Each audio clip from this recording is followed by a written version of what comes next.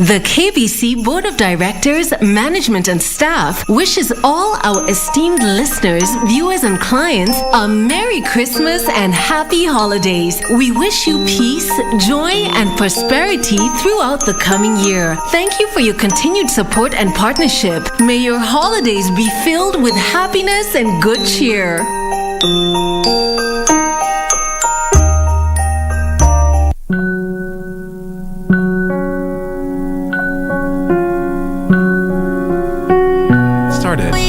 I'd like to give you a hint. Mr. Tong is your old friend. He told me to tell you this. No matter what happens, you two will still be friends. How much money is in the case there? 500 grand. Why would you gather everyone here and waste their valuable time, Mr. Jai? Why release a game that someone else has already put out? Let me ask you a question. Have we met somewhere else before? 有一段故事建筑一座城堡，回忆放进去后就不再打。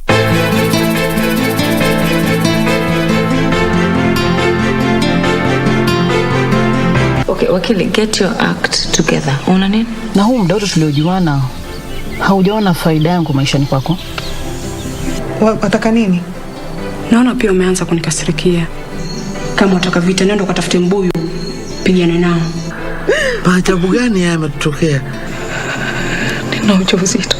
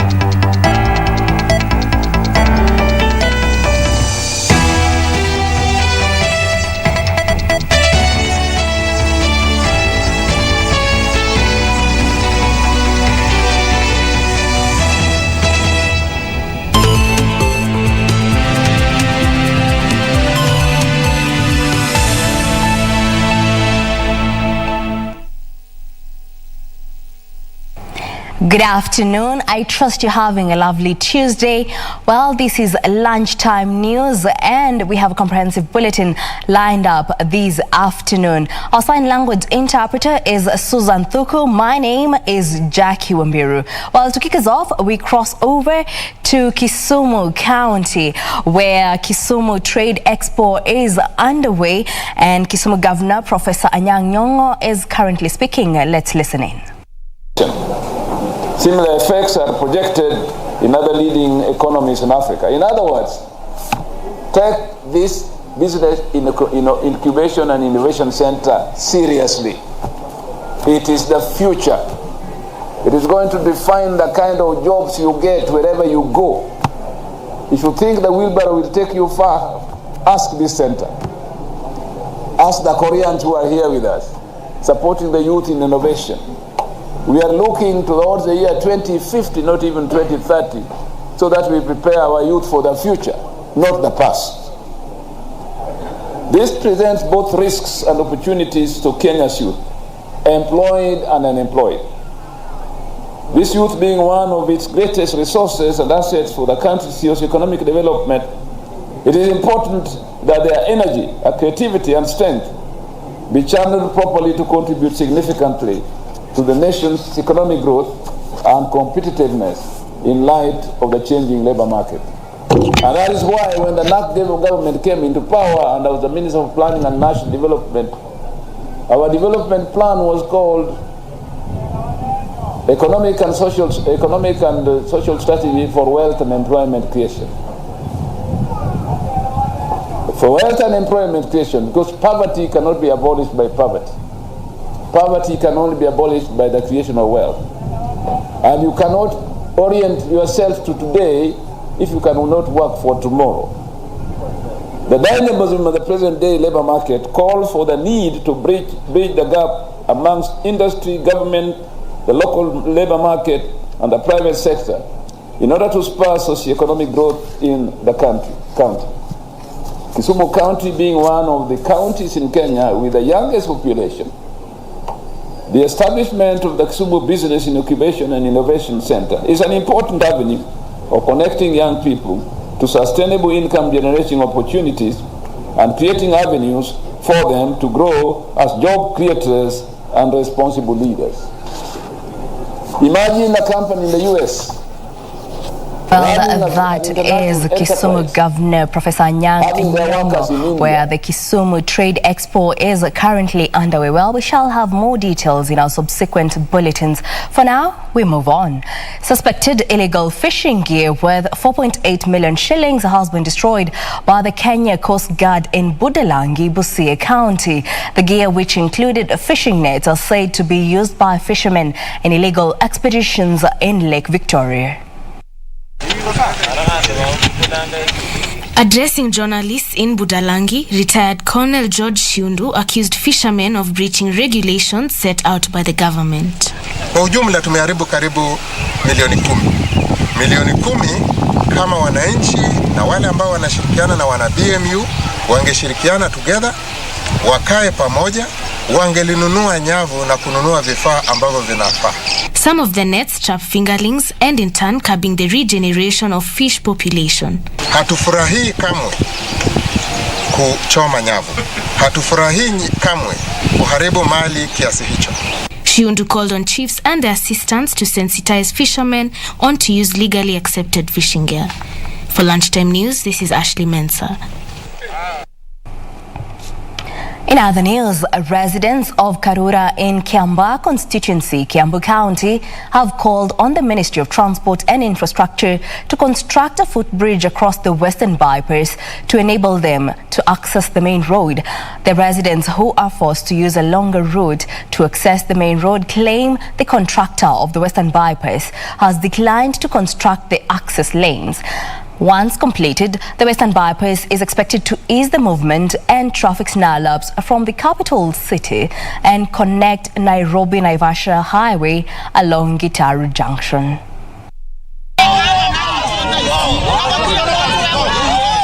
Tunaweza sema aje hii barabara imetusaidia. Wakati yule mtoto alikuwa anavuka barabara 100 meters, saa hii anatembea kilomita 7 ndio afike kwa shule kama amechoka. Kwa hivyo vile tunaona ni kama hii barabara imekuja kutudhurumu kabisa. Na ndio sasa tunaomba serikali itusaidie. Tukipata hiyo footbridge, tutakuwa hiyo ni step moja, tutakuwa tumesaidika. Tukipata hii barabara ingine na waanze right away, hii ingine hii access road ya kwenda na huko Angunyu. Hiyo tukipata, at least sasa hii upande ingine itakuwa imefunguka.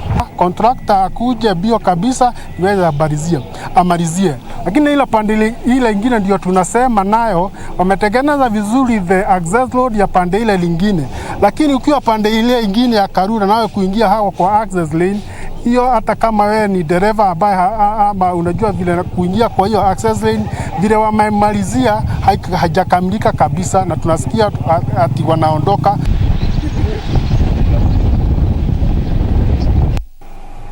Former Central Bank of Kenya Governor Duncan Nderito has urged Kenyans, especially university students, to read widely. Ndegwa, an author in his own right, believes that books offer so many meaningful lessons that could take the country to higher levels.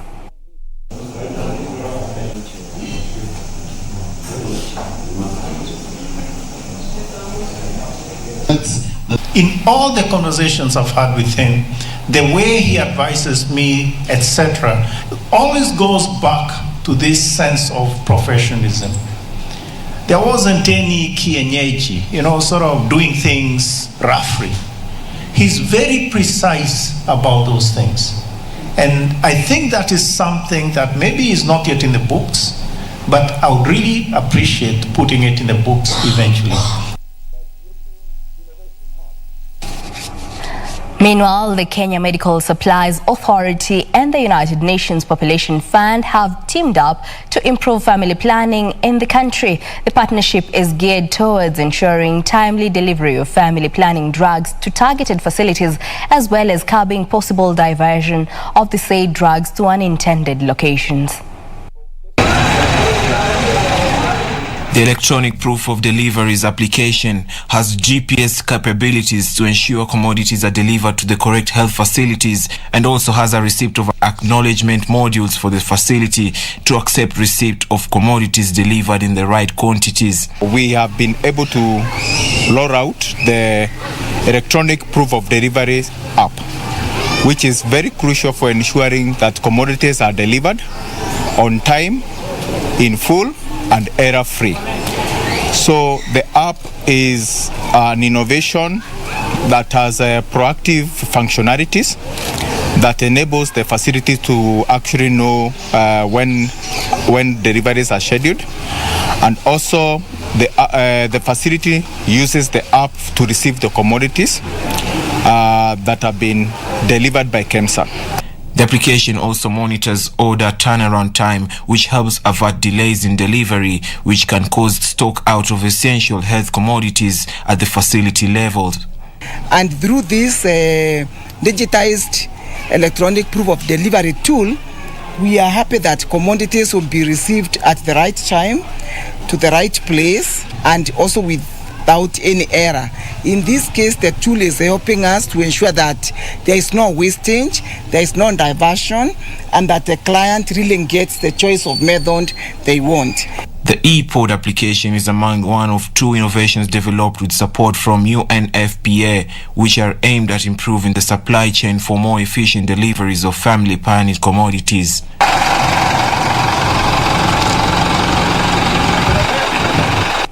Away from matters of health, residents in Mombasa County have decried the increased cases of conmanship within Mombasa's central business district. The residents have faulted the county government inspectorate for failing to eradicate fraudsters conning people of their hard-earned money. The residents are now calling on relevant authorities to dismantle a cartel allegedly operating within Mombasa's central business district as fund promotion agents. According to the residents who have fallen prey to the fraudsters, the well-organized syndicate consists of young men and women who pose as sales agents of a renowned mobile telecommunication phone company. Kuna kikosi maalum, kikosi kikubwa sana. Kikosi hichi yasemekana imetoka Nairobi. Nimepata complaint zaidi ya watu 50 wamekuja kwa ofisi yangu. Hao watu wanajifanya ni maagent wa Safaricom. Wako pale ferry, wako Mombe Tayari, wako Naivas na mtu hapa. Wanaibia watu, wanajifanya hati simu, sijui service, lete to promotion in t-shirt, na wako na magari yao, na wako wengi sana. The group poses as genuine marketers of unreasonably cheap smartphones, iPads and tablets, and also purports to assist clients in upgrading their SIM cards to the new 5G network. The group is allegedly operating along Mwembe Tayari Road opposite Nawal Hypermarket Center and at Likoni Ferry Island side near Likoni Towers flats. Josephat Maina is one of the victims who fell to the fraudsters' trap at Likoni Ferry. He narrated how he was hoodwinked into activating redeeming his Safaricom Bonga points to get a new phone at their stand. Nikaambiwa kuna promotions za hizi points, sijui ni points gani walikuwa nasema, wakanitisha simu. Kunitisha simu waangalia hizo points. Nikawapatia, manake naona wana bandiko kama watu wa Safaricom vile vile tu. Mimi naongea nao, waniambia niweke pin. Mimi nikaeka pin, manake najua simu niko nayo, hakuna kitu naweza kufanya. Nikija nikishtuka baada ya kuwa nimeondoka, mimi nimefuliziwa, nimekopewa KCB na ile pesa pego kwa M-Pesa yote imeenda. Muslim for Human Rights Rapid Response Officer Francis Ouma accused the local police of allegedly turning a blind eye to the complaints about the swindlers operating freely despite public outcry. Polisi hata ukiripoti obi tunazo nyingi sana, hatuoni natija, hatuoni watu wakisaidika. Kwa hivyo tunaambia serikali ya county pamoja na National Security, Matiang'i, polisi wako Mombasa wako na makatel, wanaibia watu kwa mchezo wa karata na Safaricom na masimu, wanachukua simu za watu, bonga points, sijui wanaangalia, sijui utapata hii, watu wanalia sana, watu wameumia. Kendo ukijaribu kuripoti hakuna action, Watu mpaka sasa hivi tunavyoongea bado wako pale pale. Hawajaondoka. Sasa tunashindwa kuelewa. Je, hii ni biashara gani ambayo inafanyika hapa Mombasa? Timothy Kipnosu for Lunchtime News. Well, that report brings us to our first break here on Lunchtime News. Don't go too far. We still have more news coming up.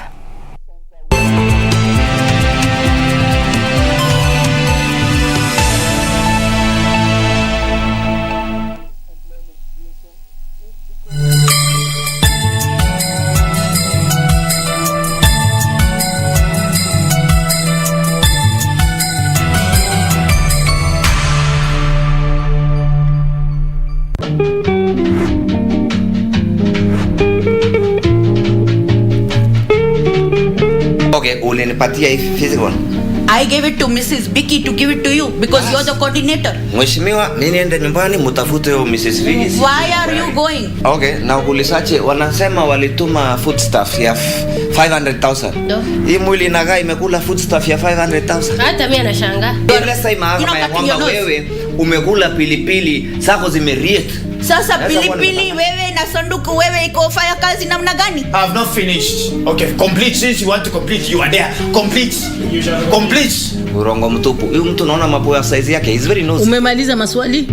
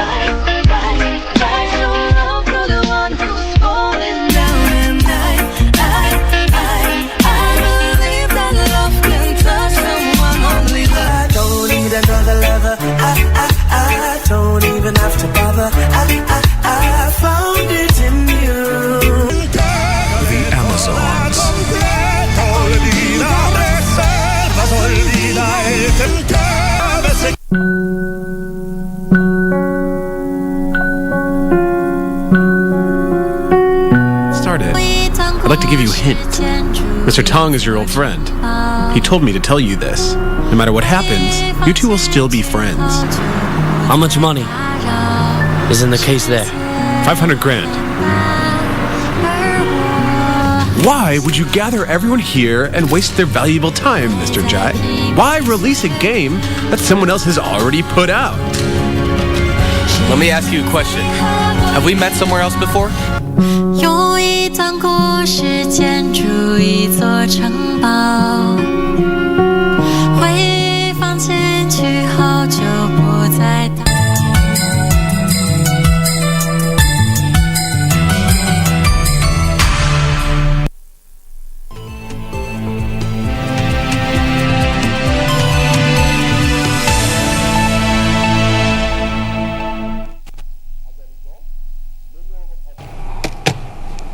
Welcome back. Now let's proceed. Youth in Gatanga constituency have been encouraged to embrace sporting activities to keep them off destructive behaviors such as alcohol and drug abuse. Area Member of Parliament Nduati Ngoge urged the youth to use sports as a positive tool to transform their lives. Speaking at Kirwara High School during a final match of the one-month CDF-sponsored tournament, Gatanga Member of Parliament Nduati Ngoge said they are using sports as a tool to teach the youth to live positively as they develop their talents.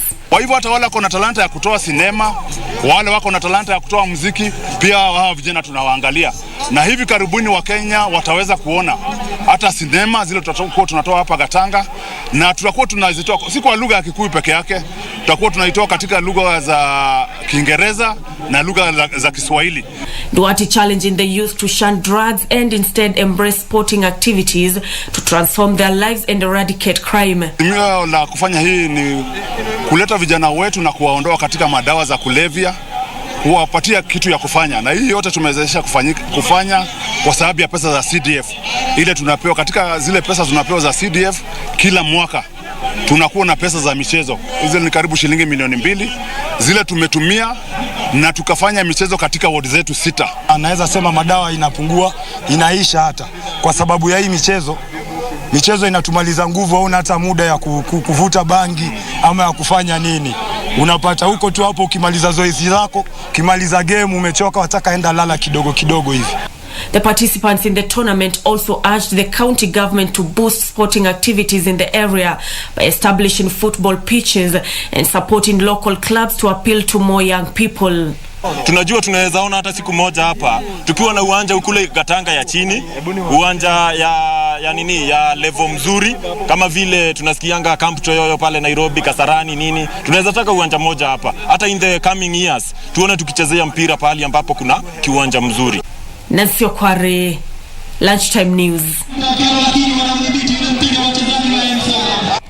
In other news, residents of Syria community at the heart of Transmara in Narok County held a colorful ceremony to change the customary law of killing of lions. Morans in the Masai community have for decades been encouraged to hunt and kill a lion as a sign of bravery, a move that has led to a decline in the lion population. Community elders have vowed to stop the killing of lions and replace the customary law with slaughtering of a bull. Syria community at the heart of Transmara in Narok County. A colorful ceremony is being held to mark what the community describes as a change of centuries-long customary law of killing lions. Lion hunting and killing has been highly regarded in the Masai community as it is believed to be a sign of bravery and personal achievement. Hiyo ilikuwa inaonyesha ubabe. Ukiua simba samani kwa Wamasai, wewe utakuwa mbabe, wewe ndio labda mrani mwenye ako ni shujaa, unaitwa shujaa. Lakini hiyo urani ikiisha, hiyo nywele ikitolewa, hautaonekana, wasee wote watakuwa sawa sawa tu, ule aliwahi uua simba na ule hajaua atakuwa sawa. For decades, Masai Morans have been encouraged to go hunting alone and kill a lion, a venture that has led to a decline in the lion population in the area.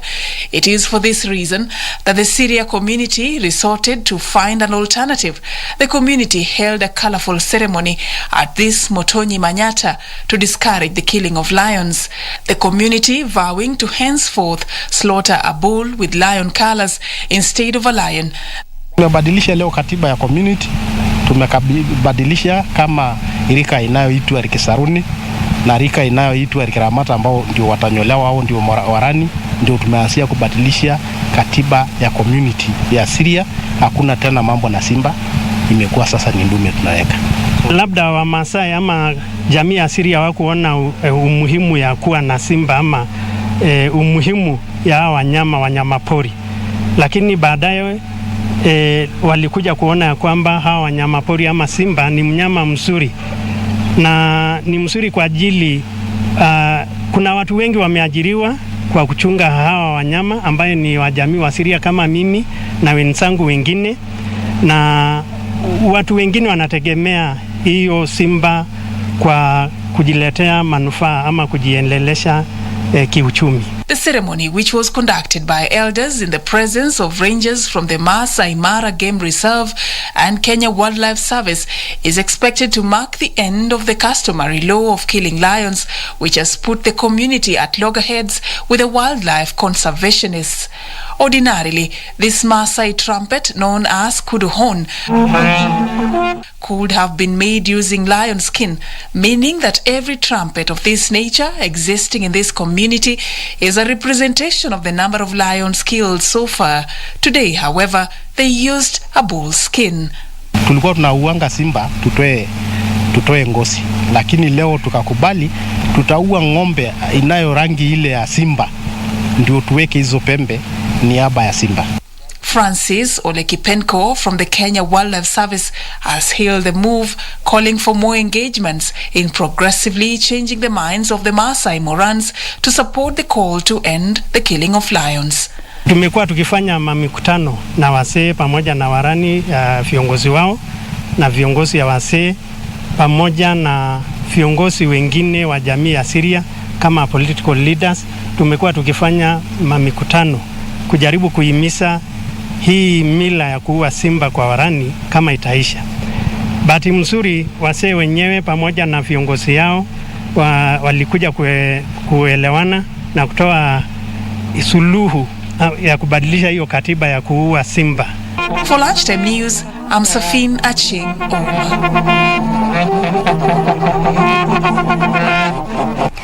In other news, Kajiado Governor Joseph Olelenku has affirmed his commitment to support women empowerment programs, addressing a section of women drawn from all the 25 wards within the county.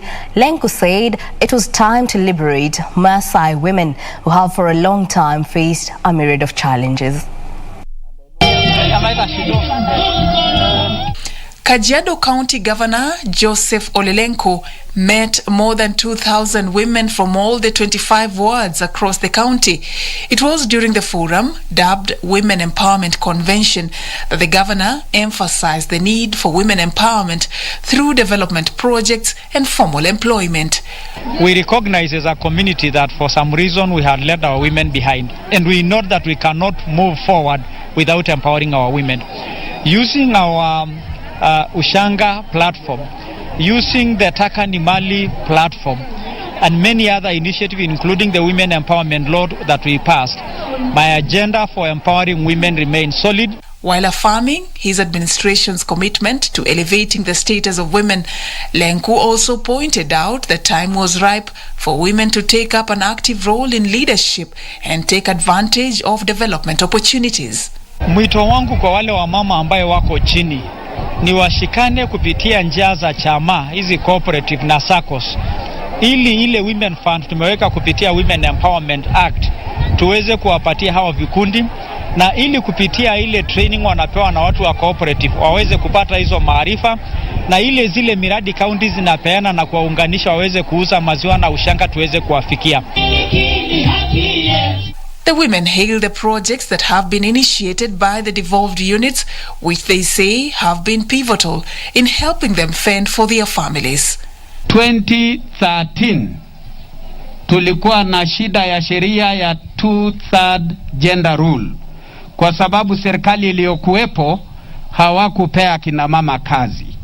Governor Lenku alipoingia sijawahi ona kelele katika bunge, kwa sababu kina mama ndio wengi kutushinda. For Lunchtime News, I'm Safin Aching Oma. Mama nijeshukuru.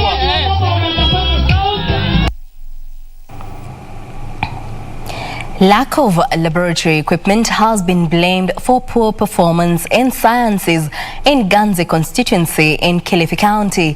Education stakeholders in the region say that during national examinations, some learners are forced to relocate to schools that are well equipped to do their practicals, calling upon the government to intervene. Education stakeholders in Ganze constituency of Kilifi County have raised concern over the lack of laboratory equipment in a number of schools in the region. The stakeholders say the situation has led to poor performance in sciences during the national examinations, as learners are not provided with a level playing ground. Hususan shule za upili tunataka kuzipatia mwelekeo zaidi ili wanafunzi waweze kufanya bora zaidi, kwa sababu ukiangalia katika majibu ya mitihani ya kitaifa utapata kwamba wanafunzi wetu hawafanyi vyema katika masomo ya sayansi, na ukiulizia sana sababu ni kwamba wanakosa vile vifaa muhimu ambavyo vinaweza kuwasaidia kuweza kusoma vizuri ili waweze kupita vizuri mitihani. The stakeholders noting that the situation was so dire that some learners only see science equipment during examinations, with others forced to relocate to equipped schools for their practicals. Mara nyingi inapofika hasa katika wakati ule wa mitihani, wanafunzi wa kidato cha 4 wanapofanya mitihani yao ya kitaifa, shule huwa zinanunua kwa kiwango kile ambacho kinahitajika kwa wale wanafunzi kwa ule wakati wa mitihani peke yake. Kwa hivyo inaonekana ni kama kila wakati wanapokuwa na mitihani ni lazima warudi kutafuta pesa ili kununua. Some of the schools easy microscopes azitoshi, could be they borrow from their neighbors to ensure that the practicals are on. They are now calling on the government and well-wishers to urgently move in and help build modern laboratories and equip them with state-of-the-art equipment to enable learners compete favorably with others in the country. Na ukiangalia zile microscope ambazo tumeleta ziko tofauti kubwa sana zile ambazo zinatumika katika hizo shule zetu, kwa sababu zile ni za kisasa na ni zile ambazo ni nzuri zaidi. Kwa hivyo matumaini yangu ni kwamba zitasaidia zile shule, na tumepatia zile shule changa.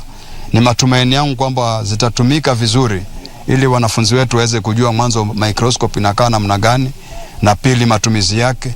Nasio Kware, Lunchtime News. Away from matters education, interdenominational prayers to cleanse River Enziu were held on Monday evening following the tragedy that claimed over 30 lives on 4th December. The clergy prayed against marine tragedies that they said have continued to claim lives year in, year out.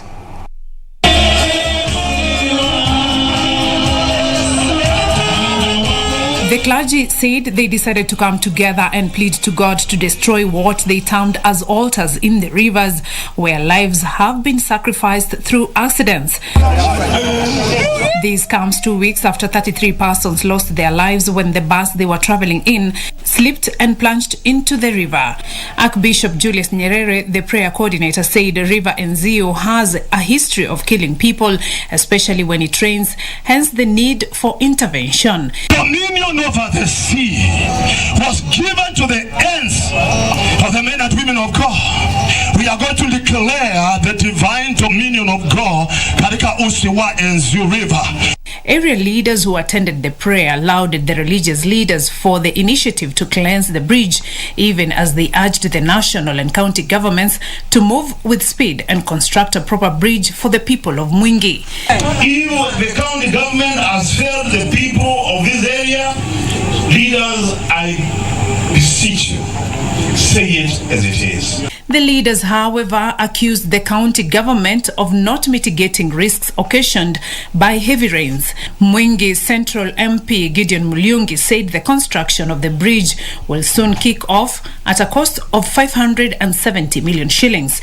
Mulyungi also said boom barriers will be erected at the bridge to bar any vehicles from crossing when the river is swollen. Beatrice Gatonyengetich, Channel 1 News.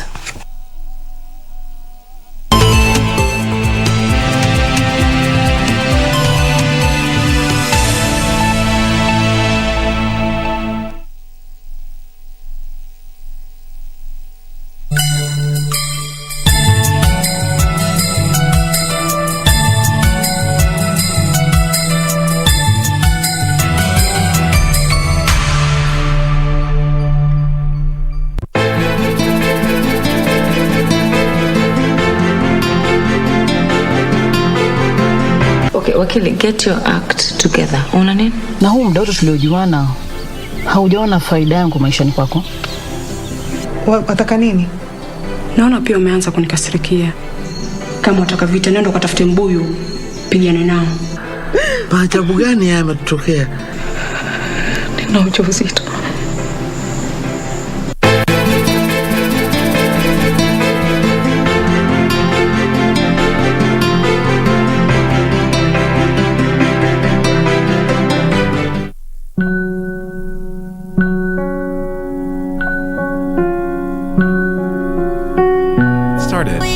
I'd like to give you a hint. Mr. Tong is your old friend. He told me to tell you this. No matter what happens, you two will still be friends. How much money is in the case there? 500 grand. Why would you gather everyone here and waste their valuable time, Mr. Jai?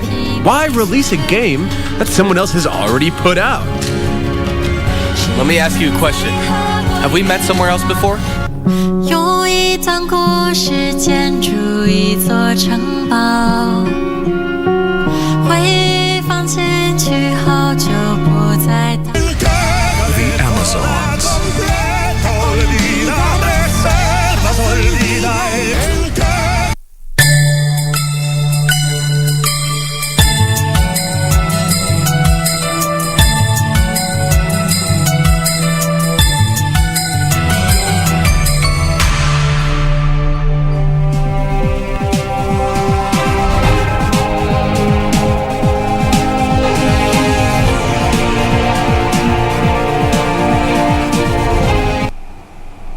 Welcome back. And now let's take a look at news-making headlines in the business world. Parliament will continue with the debate on the Proceeds of Crime and Anti-Money Laundering Amendment Bill 2021. Deputy Speaker Moses Cheboy has said after deliberations by various committees of the House, nothing precludes the House from considering the bill in the remaining stages. Tharaka Member of Parliament Gitonga Murungara had risen on a point of order seeking the Speaker's guidance on the constitutionality of certain clauses of the bill. Gitonga claimed that the bill as published contains provisions that fail the test of constitutionality and therefore should not proceed. However, the Speaker ruled in favor of the bill this morning.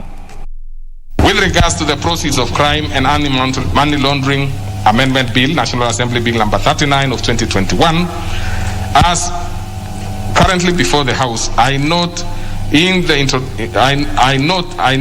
that in introducing the bill in the House, the leader of Majority Party has satisfied the procedure prescribed under Standing Order 114, which is introduction of bills. In addition, the procedural defects that sounded a death knell on the previous attempts that I have narrated seem to be fully addressed. I therefore find that the Proceeds and Anti-Money Laundering Amendment Bill, National Assembly Bill number 39 of 2021, is properly before the House, and nothing precludes the House from considering the bill in the remaining stages. This settles the first issue regarding the propriety of the bill before the House. Farmers in Uasin Gishu County are set to benefit from an agricultural training center said to be constructed at Chebororo in Moiben sub-county. The center will be providing training for farmers on high-value crop production as well as supply the farmers with quality seedlings. Farmers have harvested and begun tasting the fruits of these crops that were distributed by the County Department of Agriculture in an effort to broaden their economic earning base. According to Uasin Gishu Governor Jackson Madangu, the Agricultural Training Center is currently producing coffee, macadamia, tissue culture banana and avocado seedlings. So far, about 400,000 coffee seedlings, 290,000 avocado, 35,000 macadamia and 17,000 tissue culture banana have been distributed to farmers. Multiply 400,000 seedlings of coffee times the 30 shillings we normally buy to distribute to our farmers. That is a savings of about 12 million to the county government of Uasin Gishu. Suppose ATC was going to sell those coffee seedlings, or we as county government were going to buy from ATC. It means we would have injected some capital of about 12 million to ATC development. Governor Madangu said the seedlings produced meet the international standards and the farmers need to utilize them to improve the economic standing. You know, we are not just talking about seedlings here. We are actually talking about certified quality seedlings for our farmers, because there is a correlation between the quality of the seedling and the quality of the fruits or the harvest you are going to get. And that is why we want Chebororo to become a serious center of excellence even for seedling production, so that our farmers in this country and in this region can then be able to benefit. Farmers can make up to 300 shillings per tree with a projection of up to 20,000 shillings by the 10th year. Reporting for Lunchtime News, Makaumak Brian. A report by the Global Financial Integrity shows that some 134 developing countries lost an estimated $1.6 trillion in potential trade misinvoicing. The report says $835 billion of the amount lost occurred between developing countries. Illicit financial flows occur in several ways and forms, including trade misinvoicing. Trade misinvoicing is a persistent problem across developing nations, resulting in potentially massive revenue losses and facilitating illicit financial flows across international borders. GFI indicates that trade misinvoicing occurs when importers and exporters deliberately falsify the declared value of goods on invoices submitted to customs authorities. Value gaps or mismatches in international trade transactions indicate that developing countries are not collecting the correct amount of trade-related taxes and duties that are owed, leading to potential massive amounts of revenue losses. Meanwhile, Egypt's Transport Ministry is in negotiations with 5 international financial institutions to help fund the construction of the planned Aswan-Toshka railway line. The European Bank for Reconstruction and Development, European Investment Bank, World Bank, Asian Infrastructure Investment Bank, and Islamic Development Bank are all reportedly in talks to fund the 280-kilometer line. Construction works of the project are expected to take between 24 and 36 months. The Aswan-Toshka line is the first phase in a larger project that will establish a rail link between Egypt and Sudan. Finally, the United States government, through the U.S. Agency for International Development, has signed an agreement with the National Rural Electric Cooperative Association International to support widespread electrification and economic development in rural communities in Zambia. NRECA International has established more than 250 rural electric cooperatives which provide more than 180 million people with access to affordable electricity. The aim of this association is to support local partners to adapt the cooperative business model to suit local conditions, which result in increased economic growth, better healthcare services, and higher quality education. Nike Incorporation beat a quarterly revenue and profit estimates lifted by strong demand for its sport shoes and apparel in North America, and said it was more confident of easing supply chain issues in its next fiscal year. The company's shares rose 3.7% in extended trading. Here are more details of this and other stories from across the world.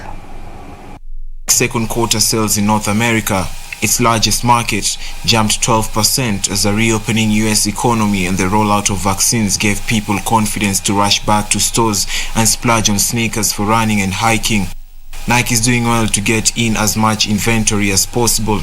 The sportswear maker said its direct-to-consumer business had record Black Friday sales in North America despite supply constraints heading into the holiday season due to month-long factory closures in Vietnam, where about half of all Nike's footwear is manufactured.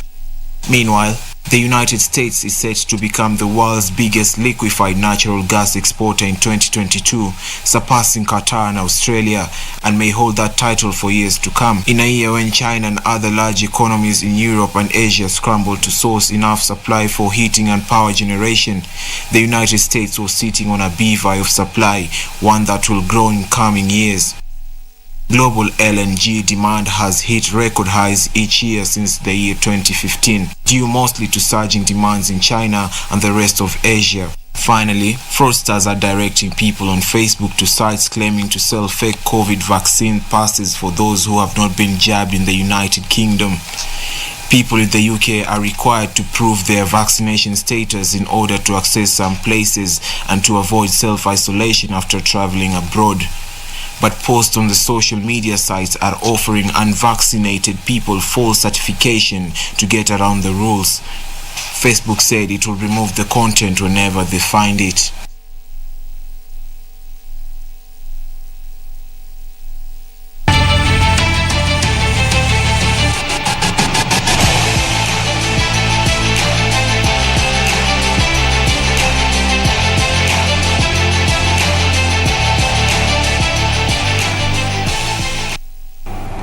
Well, now let's take a look at the sports arena, where the English Premier League clubs on Monday decided that matches would continue as scheduled despite a surge in COVID-19 cases that has forced mass postponement of games this season. The decision comes despite Premier League players and clubs